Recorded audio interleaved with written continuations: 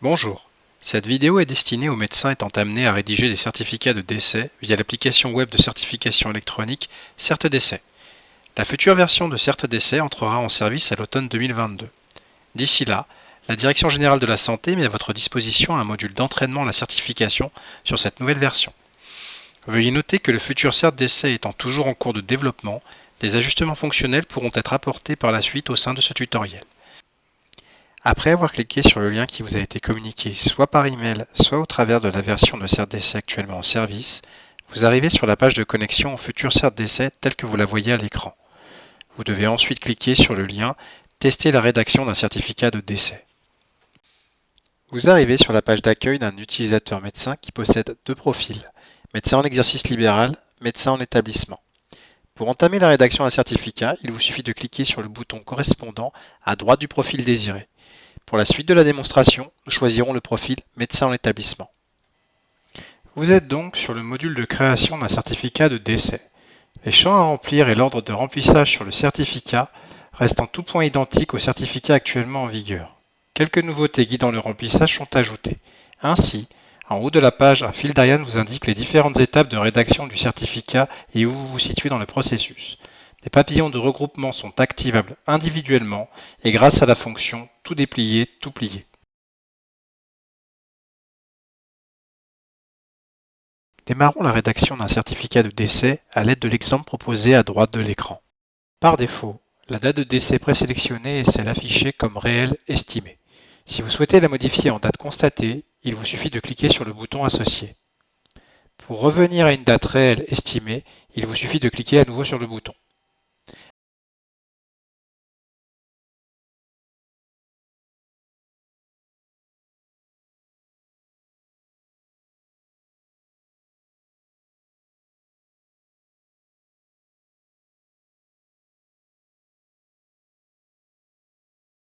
À noter que le champ commune déléguée de décès se remplit automatiquement ou reste vide. Ce champ n'appelle aucune modification de votre part. Concernant l'identité du défunt, il faut désormais renseigner le nom de famille, c'est-à-dire le nom de naissance et ou le nom d'usage. La notion de nom de jeune fille a disparu du certificat. Pour la suite de notre exemple, nous allons volontairement ne pas remplir les cases prénom et sexe.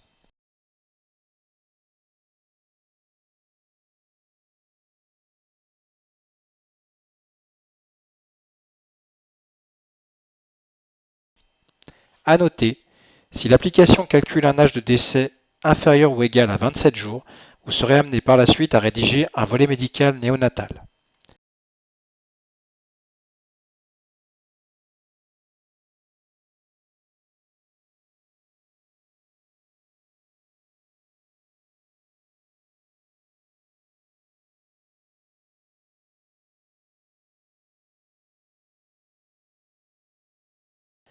Afin de positionner les informations funéraires, il suffit de cliquer sur les boutons correspondants pour répondre oui ou non aux divers champs. Les aides au remplissage sont toujours disponibles dans la complétion de cette partie. Dans notre exemple, nous cocherons non sur l'ensemble des champs proposés. Une fois que vous avez complété le volet administratif, il faut cliquer sur Enregistrer et suivant pour passer à la rédaction du volet médical. Un message en rouge apparaît à l'écran indiquant qu'un ou plusieurs champs obligatoires pour passer au volet médical ne sont pas remplis dans le volet administratif.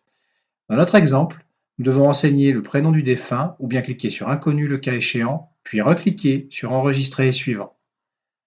Une fenêtre apparaît indiquant qu'un champ ou plusieurs champs obligatoires pour la validation finale du certificat n'est pas renseigné. L'utilisateur peut très bien enregistrer le volet administratif tel quel et passer à la rédaction du volet médical, mais au moment de la lecture finale du certificat, il devra revenir sur le volet administratif pour compléter ces champs nécessaires à la validation. Nous voici donc sur le volet médical comme l'indique le fil d'Ariane. Le volet médical est composé de deux types de champs à remplir, les causes médicales de décès et les informations complémentaires. Les causes de décès sont renseignées sur deux parties. En partie 1, vous devez rédiger un processus morbide.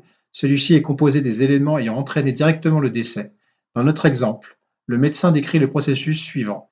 Nous allons donc répercuter ce processus morbide dans la partie 1 en listant les différentes causes dans l'ordre de la plus proche du décès, partie 1 ligne A, à la plus éloignée, partie 1 ligne C dans l'exemple cité, et en veillant à ne mentionner qu'une seule expression médicale par ligne.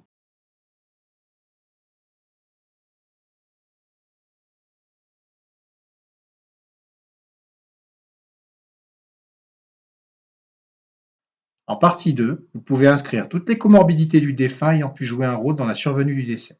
Celles-ci ne sont pas alors mentionnées dans la partie 1. Concernant les informations complémentaires, il vous faut répondre aux différentes questions sur les circonstances de décès en sélectionnant les valeurs dans les différents menus déroulants proposés. Là encore, nous allons laisser volontairement certains champs à vide.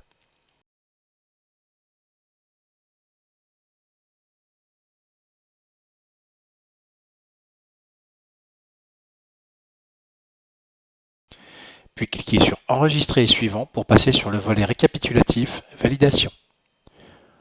Une fenêtre apparaît à l'écran indiquant qu'un champ nécessaire à la validation du certificat doit être renseigné.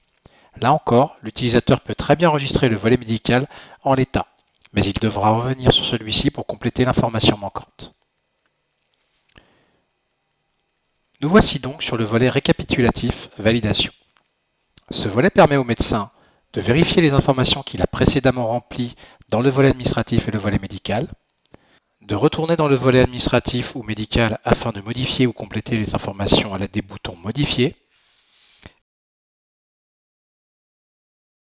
et enfin de valider le certificat en cliquant sur le bouton Signer le certificat. On voit bien que notre certificat ne peut être validé en l'état du fait des informations obligatoires manquantes à la fois dans le volet administratif et dans le volet médical. Ces informations apparaissent en rouge désormais. Il faut donc aller effectuer les modifications nécessaires d'abord dans le volet administratif. Dans notre exemple, le champ sexe n'a pas été renseigné. Puis de modifier également le volet médical. Dans notre exemple, plusieurs champs des informations complémentaires n'avaient pas été renseignés.